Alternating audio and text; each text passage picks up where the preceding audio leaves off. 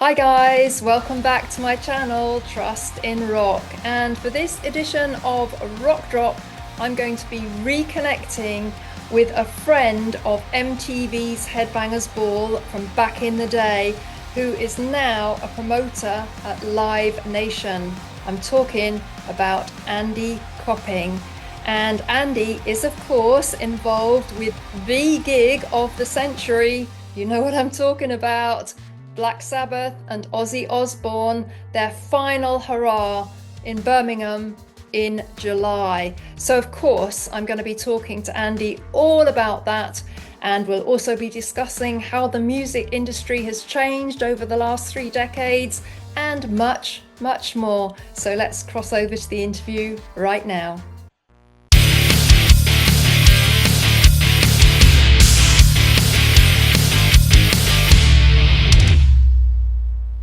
Well, Andy, it's so delightful to catch up with you again after all this time. You're one of my favourite people in the whole rock scene, and you and I go way back to the days of Rock City in Nottingham and the heyday of MTV's Headbangers Ball. And you sure have come a long way since then. So just give me a very quick roundup of how you've ended up at Live Nation. Round about 2002, I got approached by a company called Clear Channel, which eventually did become Live Nation. And one of the main purposes of them headhunting me, if you like, was that they wanted to relaunch a festival at Donington Park. They'd already, because Monsters of Rock had finished in 1996, it kind of run its course. Um, and it hadn't really moved with the times.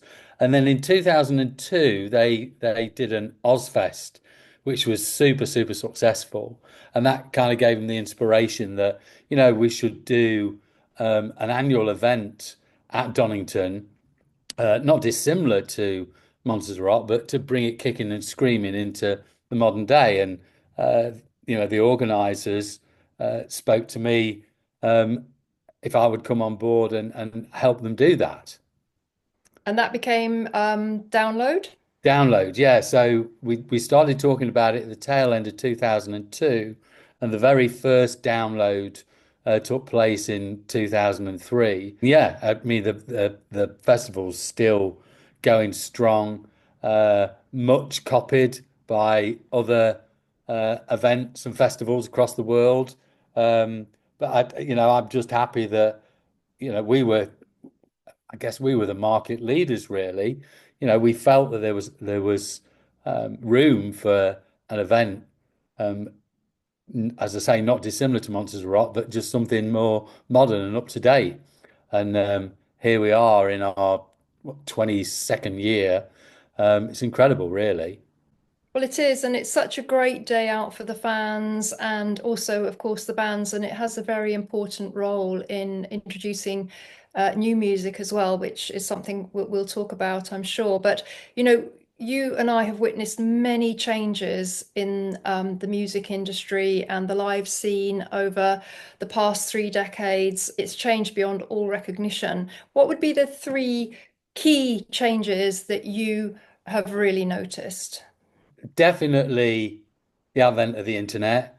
The internet just opened everything up, and bands being able to make direct contact with their fans, and just things were so much easily accessed when the internet came along. And obviously that spawned streaming.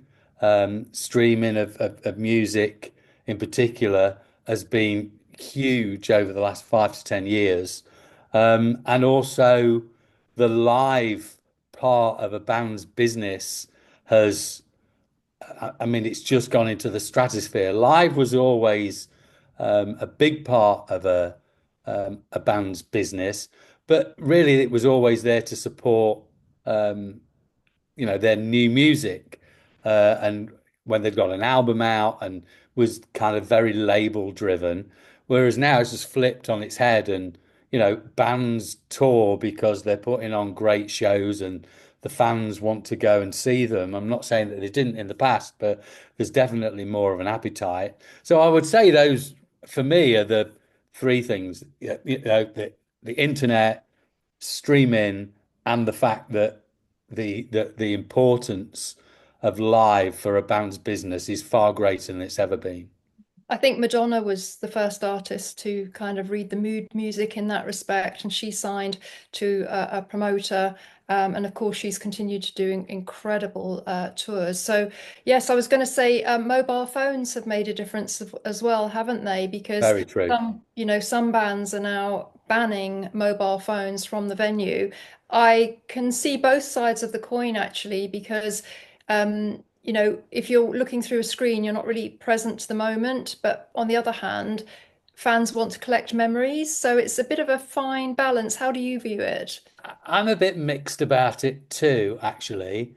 When I first started to notice that you were going to shows and see people putting their phones in the air, I used to find it quite annoying.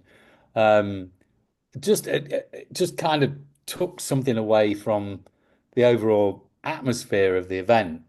And then I, I, I started to understand why people were doing it, as you say, for memories. But then you start thinking about it again. Once you've taken that clip, and let's be honest, 9 times out of 10, the clips aren't great. So how often are you going to go back and really look at it? But I'm sure some people do. But then you're starting to see some bands, as you say, that are going, no, we don't want, we just don't want phones. The first big act that I saw and bore witness to doing that was Tool on the first big tour when they came back. And I went to see the show at Manchester Arena. There's 15, 16,000 people there. And they were very clear, no phones. Anybody's got the phone out, we've instructed security to have you ejected from the building. And I remember when the band came on, it was completely dark in the whole of the arena, other than the impact of seeing the band and all their visuals. And I suddenly thought, I get it. This is actually how it should be. You were taking in, and you had more attention of what the band were doing. It made the experience so much better. Just watching the show, not seeing the flashlights of people filming and stuff. And then right at the very end, Maynard, singer of Tool, goes, "Okay, this is our last song. You can get your phones out." And I thought that was kind of a fair way of doing things. I mean, of course, the whole building all lights up. Everybody's, taking shots of the show. But I think my view is that people just keep your phones in your pockets. Go and enjoy the gig. And they're just up there all the time, and they're trying to film as much as they can. You're just losing that whole essence of it, and particularly with rock bands, because they are so visual, and with the productions that they put on, whether it's pyro, whether it's the use of the screens, the light show, and everything else. I just think you get more out of it while you're just absorbing the whole thing. No, I totally agree. I can see the band's point of view because, they've worked very hard to create a spectacle, a show. And, when it's filmed on a phone, the sound isn't great, the picture isn't great either. And it can, I think, kind of compromise the artistic integrity of what they're trying to do. And once somebody has the clip, you don't know what they're going to do with it, where they're going to share it. And yeah, it's a thorny problem, and I think we'll see more bands kind of considering it. Now, you have worked with all sorts of different bands, and some people are scared of some of the more, should we say, hardcore bands like Slipknot, Marilyn Manson, and Deicide. And you and I know that really, they're just as lovely as a basket of soft baby puppies. Yeah, I'm a music lover first and foremost, and I still get starstruck when I'm in the presence of uh, bands that I've adored for years, or just new bands that are on the way through and becoming quite popular and famous. But in reality, they're just they're just humans, and we're all nervous to kind of go over and say hello and everything else. But in reality, they're nice people. They invariably adore their fans. They want to talk to their fans, get a feel of what they felt about their show, particular songs, a particular album that they brought out, or a track, whatever. And they're actually really, really nice. And although for the most part we have this impression within ourselves that we're intimidated, but these acts actually in real life aren't intimidating. On stage, I get it, a full-on Slipknot show, a full-on Rammstein show. Um, it is really like super, super intense. But when you meet the bands either before or after the show, they're the nicest people ever. I mean, you look at somebody like Alice Cooper or Ozzy Osbourne, who've been in the game for decades, and how scary they were, and our parents were all against us being into that kind of artist or music. But in reality, I mean, Alice Cooper's like mad into his golf, and you know, Ozzy's just Ozzy. He's just the nicest guy ever, and that goes for most of the acts. The image that they portray is not really what they're fully all about. Let's talk about riders. What is the funniest thing you have ever been asked for on a band's rider? Well, years and years ago, I got asked to find 3 pounds in weight of earthworms, which was just the was just the oddest thing ever.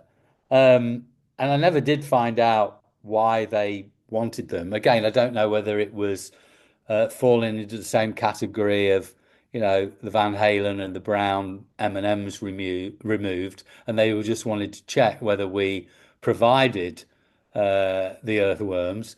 But it's interesting that nowadays, when you see bands riders, there's definitely less alcohol on there, and it's protein shakes and um, uh, like hydrolyte, electrolyte drinks and everything else. And a manager said to me once recently about a band who he managed, who were like a super super party band, and they did, the whole sex, drugs, and rock and roll thing. And he said nowadays, he said, isn't it weird that the biggest thing that I have to think about is making sure that I've got a nutritionist on the road, and also that I've got a PT trainer that's out, making sure that the band are keeping fit. And I just think that more and more acts are seeing this. Obviously, you know, they want some longevity.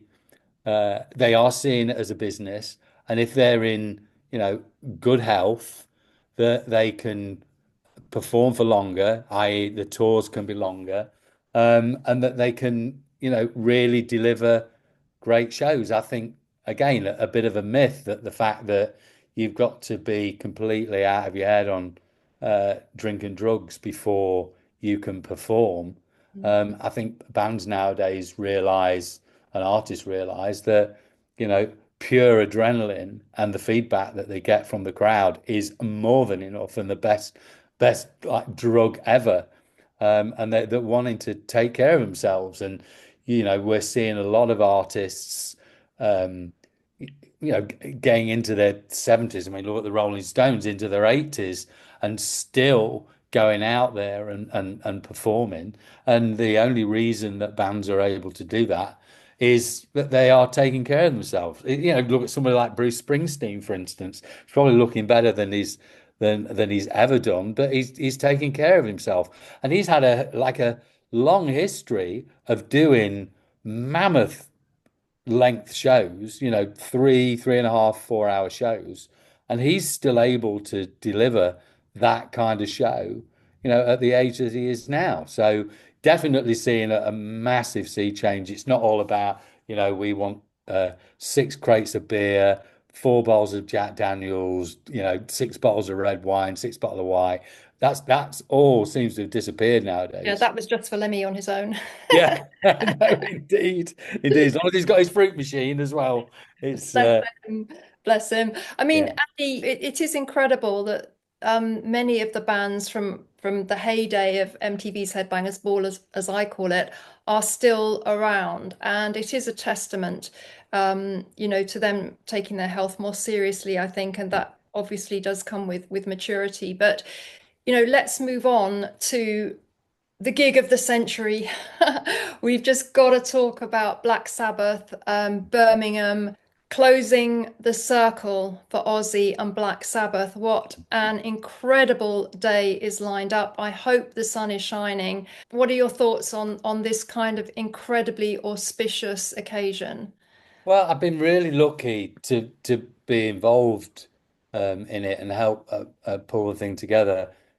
Sharon contacted me 2 years ago with the idea of what she wanted to do for Ozzy and for Sabbath, and I mean, at first I'm thinking that is a mammoth task for us to put this together.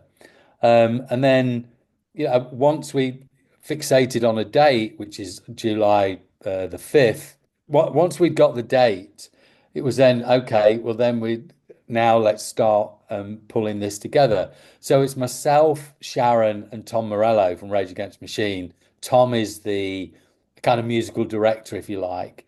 But between the three of us, we've been canvassing acts and canvassing bands to be part of this event.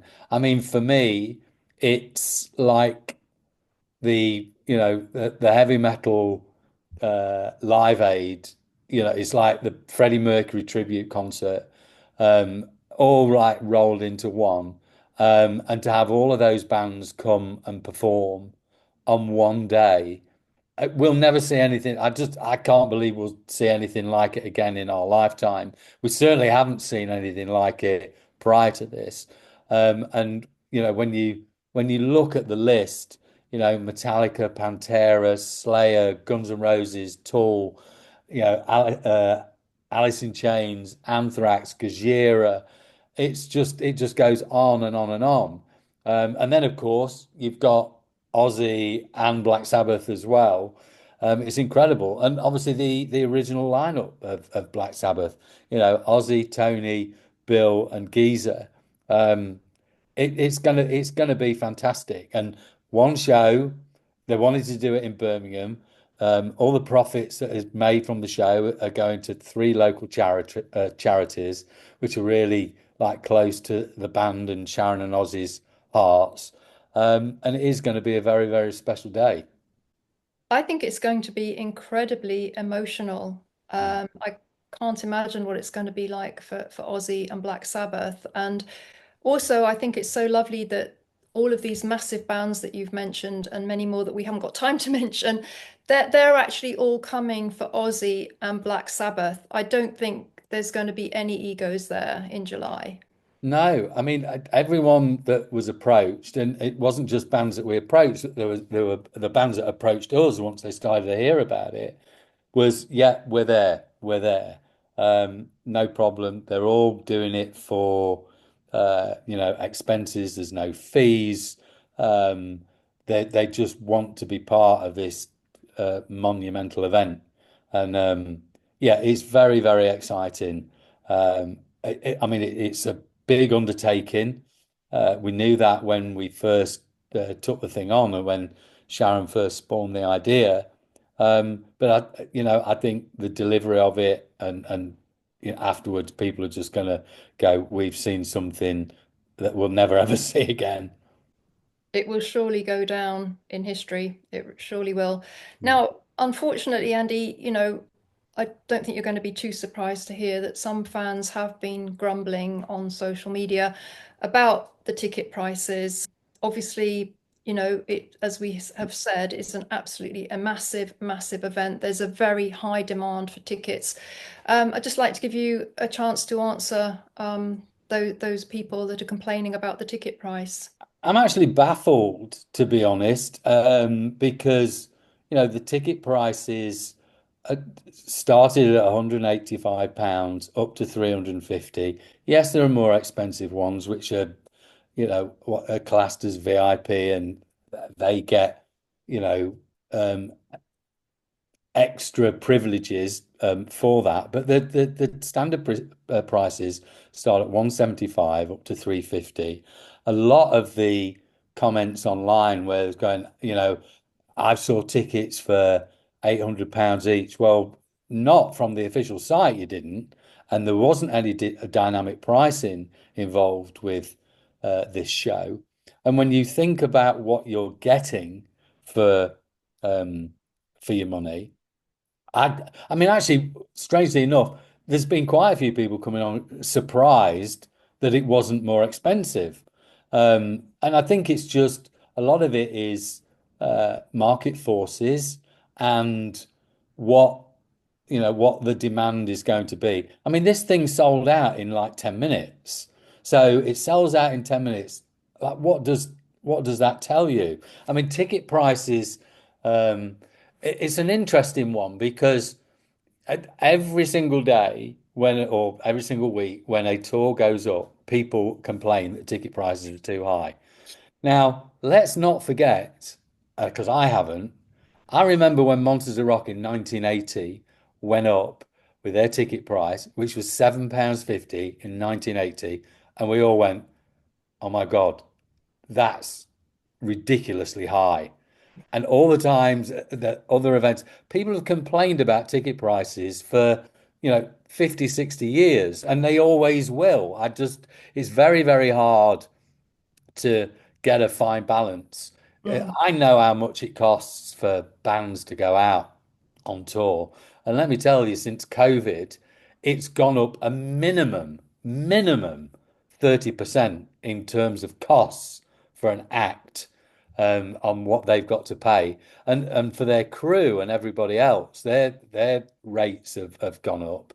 And that needs to be paid for. And the other thing that people forget is, you most people are buying or listening to the music on Spotify and paying whatever, I don't know, 10, £15 a month, and you can listen to virtually anything you want whenever. Now, I know when I was buying records, I'd be spending 30, 40, 50, £60 a week on music back in the 80s and the 90s. Well, nowadays you can listen to whatever you want for £15 a month. And the bands aren't receiving anywhere near the kind of money that they were getting when, it was a hard product. And I get it. The fans will jump on and go, well, I will go out and I will buy the vinyl and I will buy, the Merch.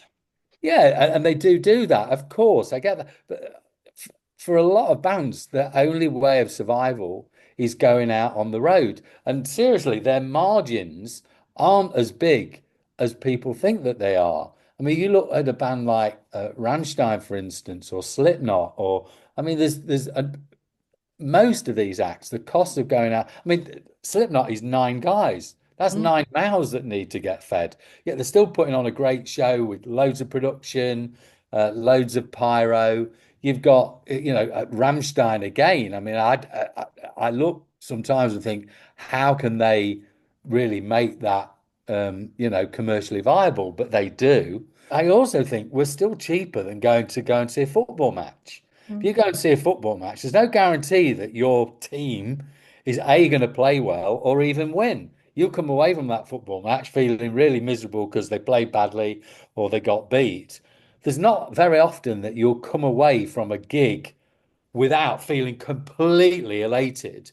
Mm. And people have this tendency, all of us, that when we go to a show, everything that's going on in our lives, we just leave at the back door. When we Mm. get into that venue, it's just like, oh, here we are, I've arrived. Now that's what a gig's all about. Now, if that's costing you, and I'm talking about the average gigs here, anything between from £45 up to 150 for your average gig, I actually think that's fair money.